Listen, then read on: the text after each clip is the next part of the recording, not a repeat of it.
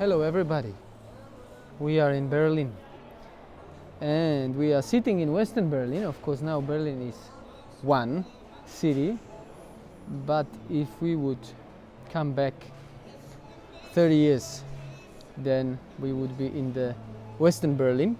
We have a good coffee and here you can see on the map how the Berlin Wall was running.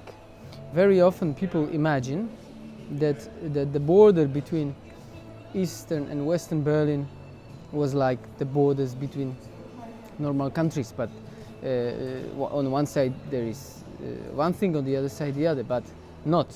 The West Berlin was like an exclave surrounded by the Eastern Germany, and it's like a Vatican surrounded by Rome, to give better, easier to imagine example. Yeah?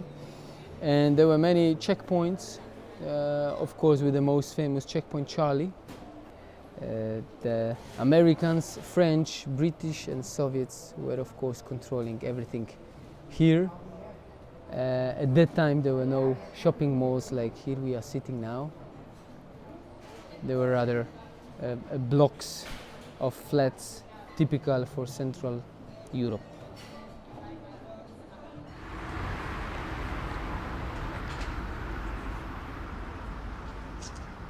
We are by Berlin Wall at Niederkirchner Straße, 156 kilometers almost of the wall between Eastern and Western Berlin and Eastern Germany.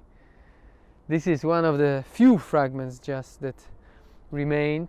You can see the holes. Of course the wall was covered in many places by the inscriptions and graffiti mentioning the peace and love of the world, and between 61 and 89 this wall existed. In 89 you could see in the news around the world when people were jumping over the wall and trying to, with axes and hammers, breaking through. So it was a very symbolic, known by everybody, pictures. And of course this place was during the World War II full of the German Nazi Third Reich institutions. Exactly below us there are still ruins kept of the cellars of the Gestapo central headquarters, and a few other Nazi ministries and institutions were here. Today we have a terror museum.